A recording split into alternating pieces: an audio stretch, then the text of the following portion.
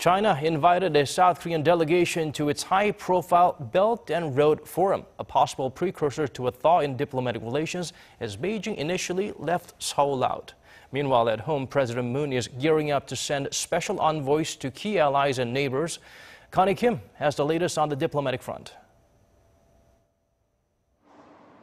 A South Korean delegation will be heading to China for the two-day Belt and Road Forum that starts on Sunday, as Chinese President Xi Jinping asked for a delegation to come when he spoke with President Moon over the phone on Thursday.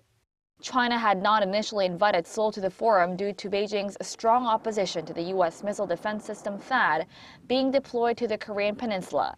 But it appears to have had a sudden change of heart following Moon Jae-in's election victory, possibly hoping to influence Seoul's decision on THAAD.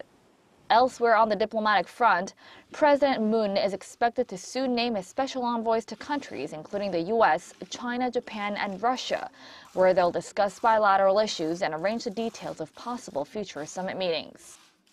Although the top office says it cannot confirm any of the media reports, President Moon will reportedly tap former media mogul Hong Seok-hyun as a special envoy to the U.S., Moon Hee-sang and Song Yong-gil of the ruling Democratic Party as special envoys to Japan and Russia, respectively.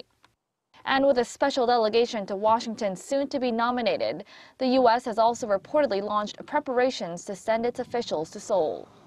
In the past, the U.S. delegation sent to meet the president-elect has been led by the Assistant Secretary for East Asian and Pacific Affairs. However, because that seat is vacant, it's most likely that Matt Pottinger, Senior Director for Asian Affairs at the National Security Council, could lead the delegation to discuss the details of a planned summit between Presidents Moon and Trump. The two leaders agreed on the need to hold a summit during their first phone call this week. And when they get together, they'll most likely discuss their North Korea policies and their bilateral trade pact that President Trump has vowed to either renegotiate or terminate. Connie Kim, Arirang News.